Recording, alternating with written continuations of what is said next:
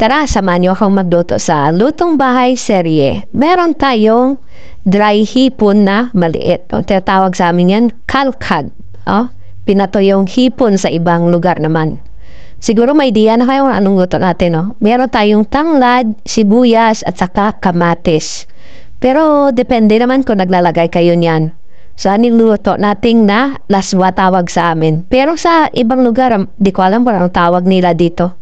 Eto na, pakulo na natin, medyo malambot na yung ating kalabasan. Ilalagay na natin yung pangalawang gulay natin tulad ng okra at saka yung pangatlong gulay na sitaw.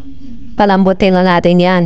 Tapos, siyempre, lagyan na natin ng panimpla tulad ng asin, konting seasoning, at saka kung mayroon tayong nor na shrimp, lagyan na natin para nga pampadagdag lasa. Ito na, habang kumukulo na, nilagay ko na yung ating talong. Kasi yung talong, mabilis na lang yan maluto. Ito na. Pero kung wala kayo naglalagay ng tanglad,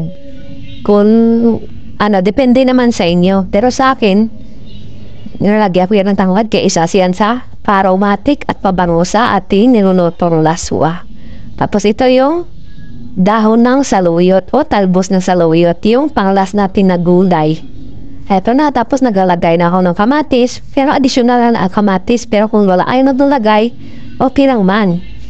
Eto na, gyalo-alo ko na, tapos binantayan na natin kay hindi kami gusto magkain kami na overcook yung mga gulay. Pero depende sa inyo kung gusto niya maluto o maluto agad, lagain nyo lang ng punti. Ito yung kalabasan sa luto natin. Tapos meron tayong natirang adobo baboy kagabi, yung pares natin sa ating kanin.